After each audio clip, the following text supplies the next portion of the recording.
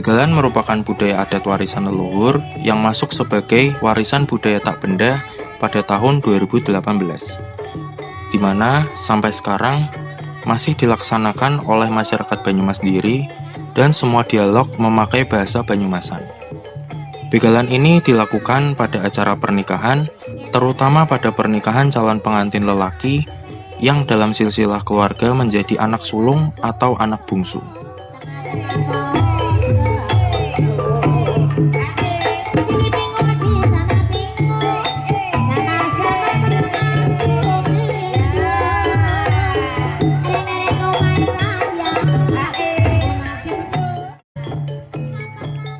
Di daerah Banyumas, tradisi begalan ini menjadi bagian yang terpenting dalam prosesi pernikahan adat. Begitu kuatnya kepercayaan masyarakat Banyumas terhadap tradisi ini, seringkali pernikahan adat itu dinilai belum lengkap jika tradisi begalan belum terlaksana. Bagi masyarakat Kabupaten Banyumas, mendengar nama begalan mungkin bukan hal yang asing lagi. Tapi sayangnya, tidak semua orang memahami sepenuhnya cerita di balik tradisi yang satu ini. Tradisi yang menjadi bagian dari adat yang dilakukan dalam rangkaian resepsi pernikahan ini telah mengalami modifikasi sesuai dengan perkembangan zaman.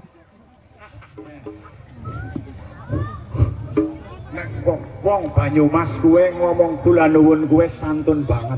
Orang jempling-jempling kayak kue. Moto sing apa? Harap-harepe cocot-cocot nyong kok. Tradisi ini diadakan apabila mempelai laki-laki merupakan putra sulung.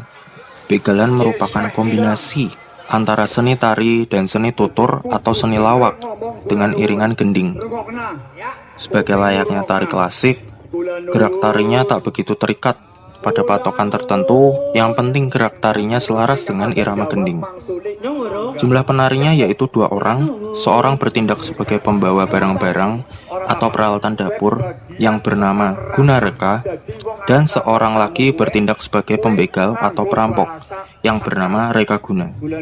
Barang-barang yang dibawa antara lain ilir, centing, kukusan, saringan ampas, tampah, sorokan, centong, siwur, tirus, kendil, dan wangkring.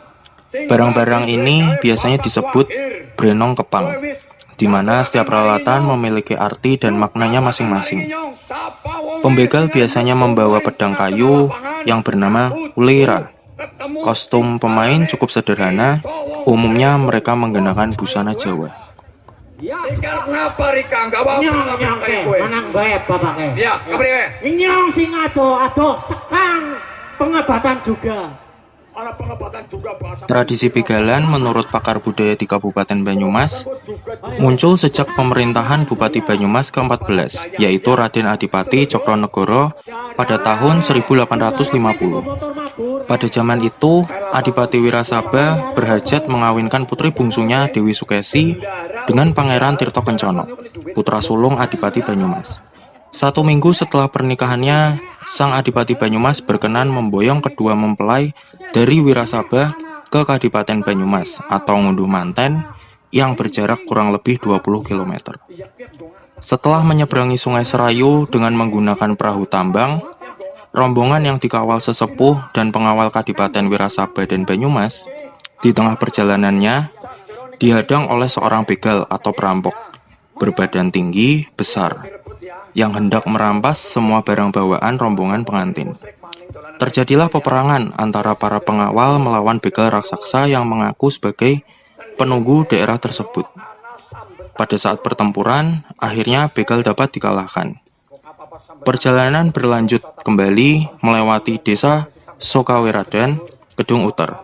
Sejak itu, para leluhur daerah Banyumas berpesan terhadap anak cucu agar mentaati tata cara persyaratan perkawinan, di mana maksudnya agar kedua mempelai terhindar dari mara bahaya.